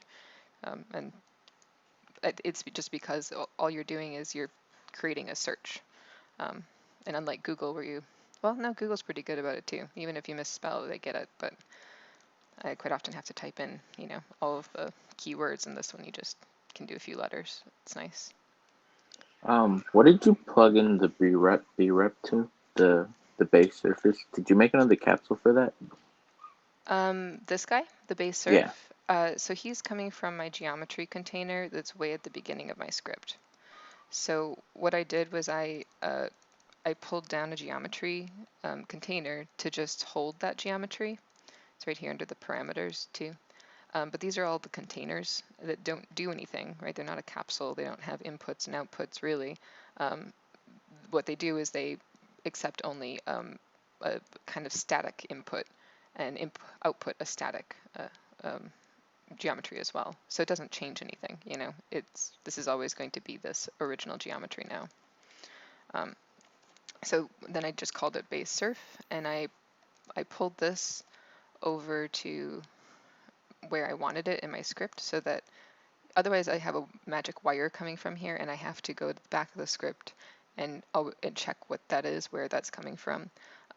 With this, I'm able to kind of already tell where it's coming from, and if I need to, I can go back to the original script, but this gives me the information I need to continue if I were to pick it up later. Okay, so, and then I changed the wire display setting, right? I right-clicked, I changed wire display to hidden. And by doing that, I get these little audio things. But if I click on it, my wire appears. It's just to clean the script. Okay, and I might actually say like, this is just a reference capsule or reference container. Okay. All right, so now that we have our waffle grid applied to our surface, I'm going to go back and just kind of preview all of that off. It's a little distracting. Okay, and then we're going to do a scribble, and we're going to call this a grid applier or something like that, grid application. But it's where we're going to find all of the information that we need to apply our grid to our surface. Okay, and then the output is our I have a BREP. question really quick. Mm-hmm. So my grid right now, one of the directions is like dividing it up correctly, but then the other direction, it's all diagonal, like going corner to corner. Right, okay, so we had the same problem. One thing you can do, there are two solutions, but you have to look, if you turn on your points list, okay, Uh-huh. you can see where those corners are, okay? When we had originally put in these lines, we had input the start and the end in sequential fashion. So when we did that, there was a directionality to every curve we made. That meant that if it started at 0 here, this was the start, this is the end, start, end, start, end. And then when we divided that, it started the division at the start of the curve, which meant you have one curve in one direction, the other curve in the other direction. So if Mhm. you can flip that by inputting a flip curve after your line and before your divide curve, it should reorient that start and end point. The other option is to simply take your start and end point and flip the inputs, right? Put what was the start point now at the end, and put what was the end point now at the start. So you can see my two here, their wires, they're crossed. Okay. Yeah, I did the flip curve thing and it didn't seem to do it. So do I have to flip it for all of the lines or for just that second one that you have? No, you should be able, so you're going to also want to make sure, because you have to do it 2 times, right? You need, because we have 4 lines here. Did you do it Mm-hmm. for all? You should only have to do it for 2 of these, right? Because we need one of these curves flipped in this direction, and we need one of these curves flipped in the perpendicular direction. So only 2 of these should require a flip curve after the line. Okay, I flipped both of them and then I think that fixed that. Okay, thank That you. worked? Cool. Okay. Yeah. Great. Yeah. Okay. Sorry, I think I am going a little quicker on this one. So if you guys have questions, keep it up, because I'm doing this the same as I do the, I kind of walk through the Pluso tutorial, and you can already watch that on your own. So I forget that for these ones, it might be a little better to take it a little a notch slower. So just yell at me. Okay. Okay, so now that we have these, we can start to manipulate the curves, the new curves that we've created. So what we can do is we can extrude them as well. So extrude is another obviously very useful capsule because it it allows us to manipulate these curves in space. We can offset them with this, extract things from it. It's a good capsule to know. I'm going to input a Z direction for this, okay? And you can see immediately that I get the Z direction for both, okay? If I'm happy with that, I can leave the factor as the default of 1. If I'm not, I can adjust that with I'm going to do a floating point slider again. And I think the floating point is useful for when we're doing these like smaller adjustments, right? Because we want that subtlety. If we want a higher structure, now we can have a 2.5 foot high waffle grid. But it allows a little more fluidity between, instead of just 1 foot, 2 foot, 3 foot. Okay, so I have that. So now I should be able to, and well, because I put these together, I have to now deal with what I've done. Okay, so I've combined my list. If you haven't noticed. So I should have what we're going to understand as this is my list of lists, okay? But all my curves are all together. So if I'm going to do my next the next step, which is to create a width to these, let's just do that and we'll see what happens. Okay, so I'm going to copy and paste this, and I'm going to pick a direction, so I'll say X. Okay, X, thank you. Okay, input that into my direction for extrude. Maybe make a new floating point slider that's only like 0.55. So I have I'm setting it up so it has, 2 degrees after, and then it goes up to 1. But if I look at this, what is that doing for me? It's shifting this out in the X direction, but for my other direction in the Y, it's also trying to move it. But you see, this is moving in this direction, and then how am I saying? I'm not saying this correctly. So you have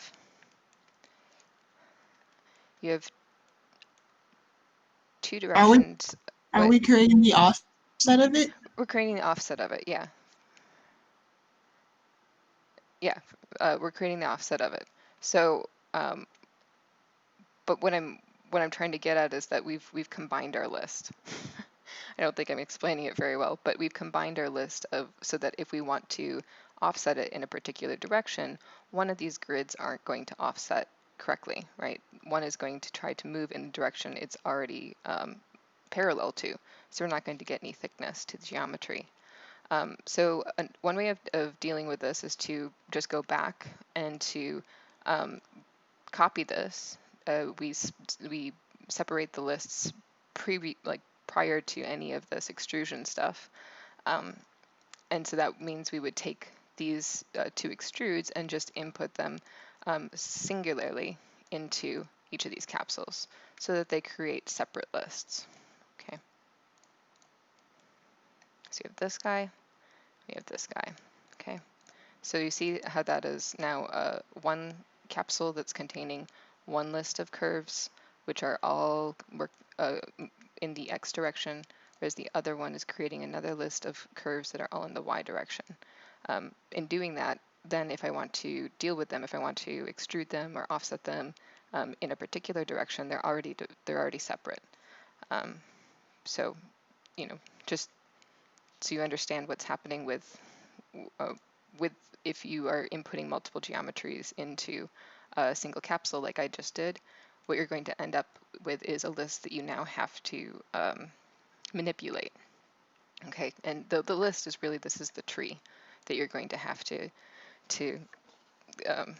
cut and graft and flatten and whatever else you want to do. Okay, so now that we have that, then we can extrude these things. And I think what I did was I just extruded them. I used the same Z capsule, and then I took an X and a Y, and I extruded those in that direction. So yeah, this next part should be relatively self-explanatory. But so we have our extrude, and now I can just take the same, let's preview that. I'm going to take the same B rep and just input that into, oh, sorry, no, I'm not. I lied. I'm going to do the same thing I just did. Don't listen to me.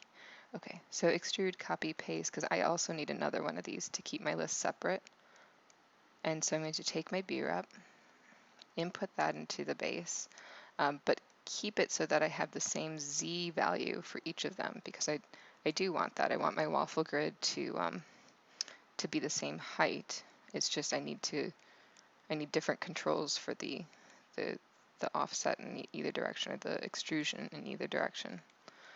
Okay, so that makes a lot more sense. I like that.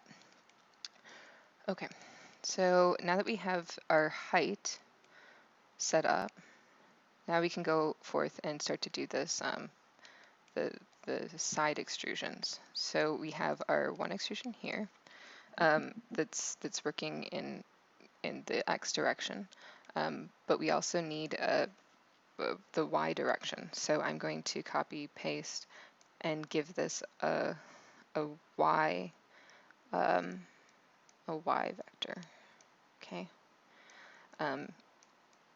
And for this, it's up to you whether or not the number slider is the same distance. I'm going to give it the same factor. Okay, so this extrusion for my Y, or in my X direction, and this extrusion should input into my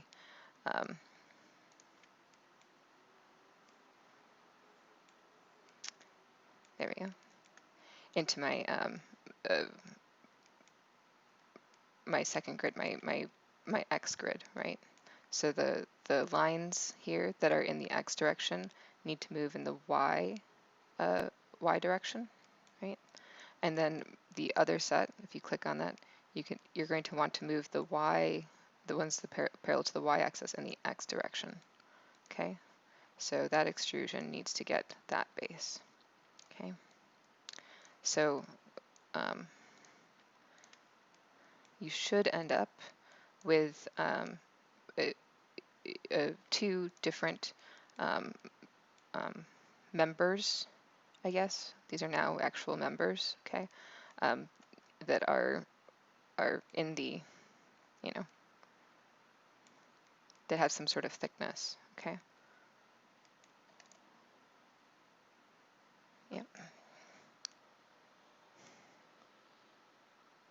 Okay, did everybody follow that? Because I bumbled that by going back and forth in between my Y and X. Okay, so your script should look like this, where you have your first extrusions into Z space, right? That gives you the surface. And then you have a second set of extrusions. One's going to be for those surfaces that are in parallel to Y, and they're going to move in the X direction, right? And then the other set is going to be in the parallel to the X direction, and they're going to move in the Y. And then if you want to, you adjust different widths for these guys, but it's totally up to you. And then height is kind of key. Okay. But that's pretty much it. So now you have your waffle structure that is applied to your surface. The other step is then to create columns for this. But first, I want to make sure that we got to this point and that we're ready to work with this a little more and find the points. You guys are good? Yep. Okay. All right. Okay, then I'm just going to entwine and pull these things together. Okay, and now that's going to be my bakeable grid. The rest of this is going to get a scribble, and we're just going to call this the waffle. All right, I'll pull that over, Z. Okay.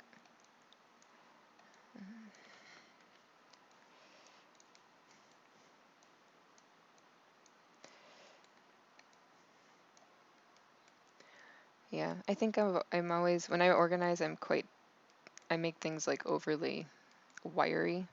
I'm always amazed you guys are able to work with the tight quarter organization, because you'll see other people, they'll bring these way back and way tight together, which makes the script a lot smaller. But I always, yeah, I guess I follow the wires. So my organization is usually pretty like spatial. You also have a kind of infinite canvas, so um, there's no reason to be so tight together, but at least for this script. Okay, so we have our waffle. I'm going to select everything previously, preview off, and now what I want to do is I want to create, and you can see I tried that organization with this guy. I don't get it. It's not me. So, but if you can do it, rock on. It's much cleaner and prettier. So the points at the ends here are what we're going to need to create our columns. So my other structure has these columns that are coming from each and every point, and they move down in space to attach to the same height. You know, if I were to give this a side view, okay, they're going to be at the same height for their bases. And that's important because you know, once we find the points about the surface, we can't simply just move them in space. We need to find a distance between one plane and another plane, so that we can, well, we just need to, we need to use our original grid here to create points about the same surface. So, but we can't simply just take these points in the corners and move them down, because all our columns will be varying heights. So, all right, so I'm going to turn on my box corners again. Preview on, okay. And I have already my corners that I can use as a base, right, for those columns. to all be at the same height. So really all I need to do is I need to move these corners down so that I have some start point for my columns to connect to the endpoints here. Okay, so that's what I'm going to do first, and I can do entwine, or I can do merge. We'll do merge. Okay, and we'll pull in point A, point B, point C, and point D. Okay, and the result is going to be these four are going to be in the same capsule for me to work with. After I input those 4 points, I'm actually going to bring this guy over to the end of my script so that I can work with this adjacent to the waffle that I created here. Okay. So once I have those, now I need to move them down in Z space, right? So I need to have them at some point, some plane down here below so that I can adjust that height. So I'm just going to do a move.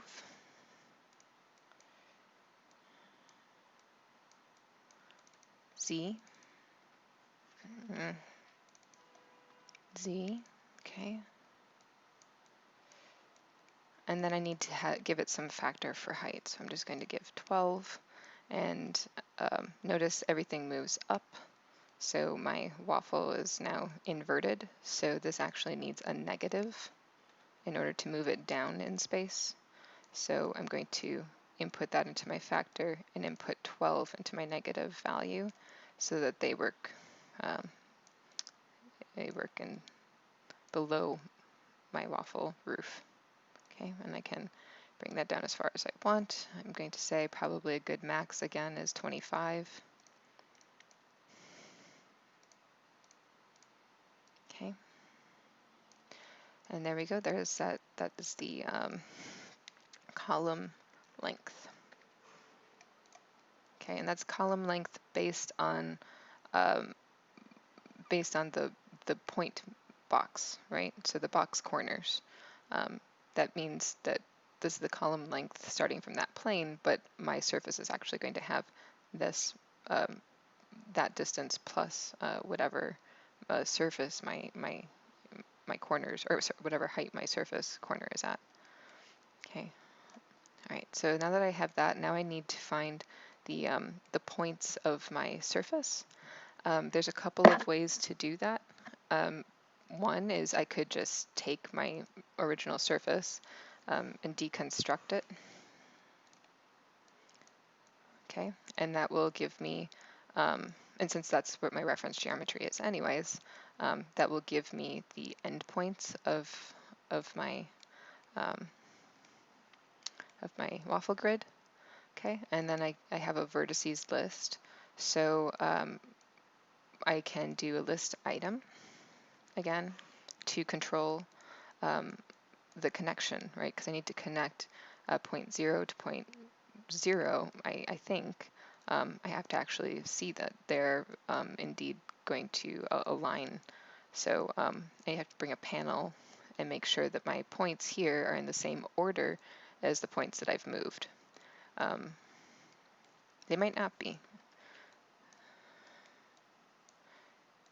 Okay. So we can see here, we can look at the points below, right? Because what we need to do is we need to draw a line between these two. So if my point 0 is on my surface here, but is point 0 in this list, then they aren't a direct connection, meaning I can't just do list item 0, 1, 2, 3, and then connect, copy, paste, and then do the same thing here, right? If I do a line between them. But if we look at our outputs for our points, so our original surface has these points here for 486, 522, 486. Okay, everything looks to be in order, right? Because our X and our Y match in each of our lists, right? So that means that this list is the same as this list. So this is one way of visualizing that, so that we check that before we start creating our lines. Another way is to bring down our point list that we did before, right? Point list. And then we can actually visualize what that is, right? We can see the 0, 1, 2, 3. But now that we know that they match, then I can do a line. And I'm going to need 4 of these. So I'm just going to copy, paste, paste, paste. Pull these down here. Okay. And then I'm going to input directly my 0 to 0. Okay, 0 to 0. Great. And I'm going to choose the same starter at the bottom. Okay, so this is my start and this is my end. That way I know the directionality. Get my panel out of here, it's confusing. Okay, same here, start, end, start, end. Okay, and that creates my columns for me, so that when I go back here and I can move the heights, I'm adjusting it based on where my surface is in space. So when I bake it, I have to know that this is actually negative in plane, right? This is in plane with 0 in the z direction, and these are all negative. So okay, and so now we have this grouping of lines again. So we're going to do a pipe.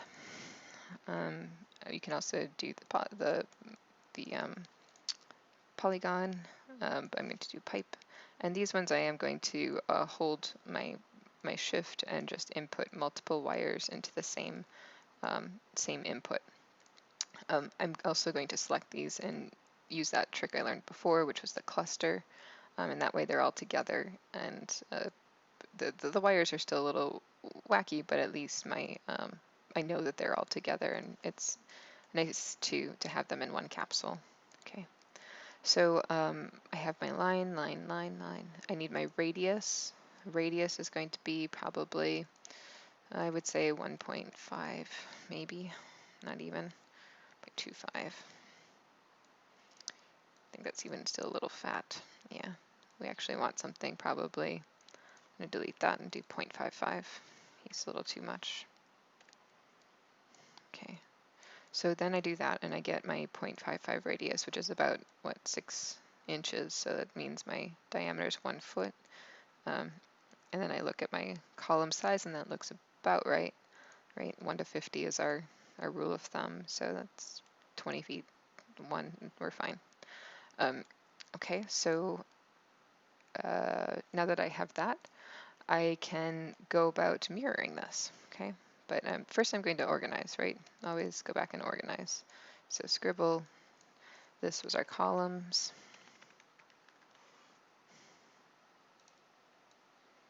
And these are all going to get grouped together, okay?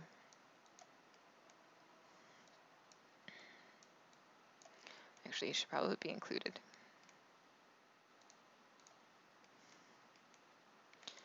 Do have a bad habit of doing that. I leave the last one out. Okay. There, I'll take the geometry capsule out. All right, and then I'm going to turn off all this, preview off, so that I only see the geometry I care about. What did you connect to the deconstruct B-rep? To the deconstruct B-rep. Oh, I connected my base surface. Okay. So the same guy we used for the we pulled this guy over, right? We created a container. He's just containing that geometry, so I used him because he's at the end of my script. I can visualize it a little better what is being connected. But I just inputted him into the deconstruct B-rep so that I could find the exact ends of my original surface. Okay. All right, so the last little bit here is then to mirror the geometry. And there's a little trick with mirroring the columns, which is going to be you're going to want to list them so that they can, right, if in space, if I mirror this about one of these axes, if I mirror this whole thing what's going to happen is I'm actually going to get duplicates of these columns. So there's a way of, you're going to actually want to take this, you're going to list item so that you can control which items get mirrored. Okay, so I have a list item, and then I do 1, 2, 3. He's very useful, obviously. But that way, then when I'm mirroring, I can choose which columns are being mirrored in which direction. Okay, so if we quickly mirror this, okay, mirror, we have our we're going to just start with our waffle grid. So we need to take that and input that into the mirror. Where is it? Well, it's mirroring about the center point, the 0, 0 plane.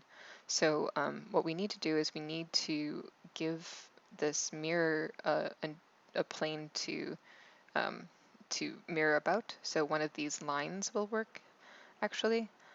So if we go back to our script over here, we have those series of lines. Okay, if I turn this on here, this could be our new mirror axis, as could any of these. So I'm going to turn them all on. I'm also going to input these guys into the same cluster. Yeah, there we go. And then I'm just going to bring them over into entwine. Okay.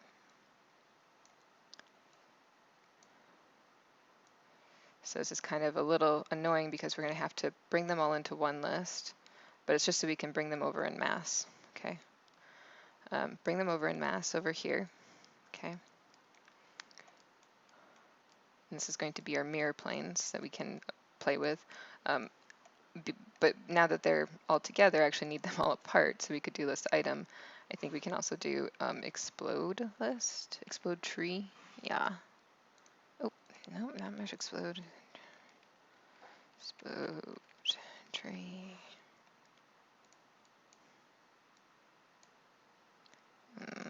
Okay. There we go. Okay, so we've actually done something similar to what we've been doing with the list item, in that we are controlling the flow of data in our tree. Okay, so for this guy, we entwined all of those lines together so that they are together in the same capsule, but they are each their separate line item. Okay, they are each their own branch. If I copy, paste, what this guy does for us is he just brings each line item out for us. So it's similar to using the list item with the line item values. Only what he's going to do is he's actually going to give us, if there were, say, 2 lines in each one of these lists, it would keep them together. Versus list item, which is just going to give us the 0 line item or whatever item line that we've chosen. Explode tree is going to, so if I do flatten, notice it says no data. That's because this is now one list, so it's just going to list. It's going to give us the branch of the only branch we have. Whereas if I am going to unflatten this, that means it has multiple lists to explode for us. So I have each line available to us in a different output. Okay. All right, so sorry, I'm trying to be quick. 10:50 is the end of class, I think, right? Yeah, so I'll quickly show you. So we have, now we have each of these lines to act as our mirror plane. I should be able to input these and control, okay, let's shift that over. He's kind of annoying. Okay, I should be able to input each of these mirror planes and control which direction this is going to mirror about, okay? So if I choose this first direction, it's going to mirror about this line, okay, which is this line. Now, if I want to create the 4-quadrant mirror that I had before, I'm going to take both of these create a new mirror. I'm going to input my original geometry and the new geometry um, into this capsule, and then I'm going to give it a new plane, which should be this one. Yeah, the next plane, which will be along this line. Okay.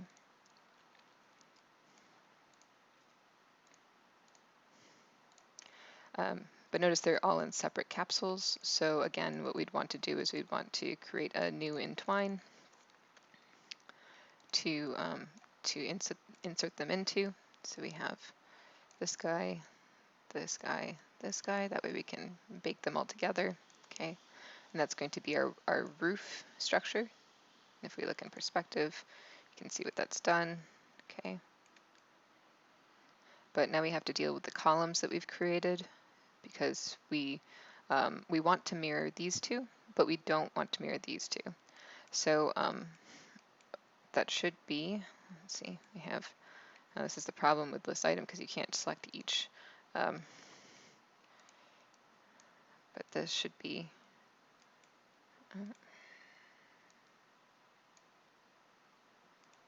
no, sorry, I did that wrong, flatten. Okay, yeah, okay. So I had to,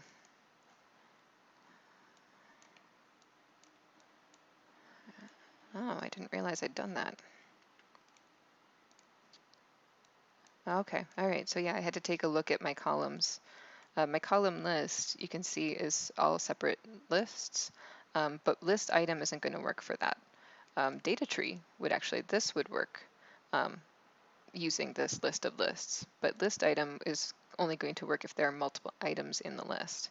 So I need to right click and flatten my list so that this has multiple items to choose from. Okay, and that's visualized. If you have to go, by the way, you're more than welcome to. I'm going to keep recording and post this online later. But I just want to finish this part of the exercise for just to wrap this up. Okay, so if you have to go, no worries. I will see you later. Okay, so if I can see that here, if I input if I have these outputs as my geometry, if I were to unflatten this, this is going to be the same geometry because it's reading each one like as a grouping. Okay, so they're all together. So I need to flatten gives me the option of actually like choosing the item that's in the list because there's multiple items. Can't choose an item if there's not multiple. Okay, so now that I have these as my geometries that I can now pick and choose. So that means my first geometry is here, and this is my second geometry. That means this is my third, and this is my fourth, right?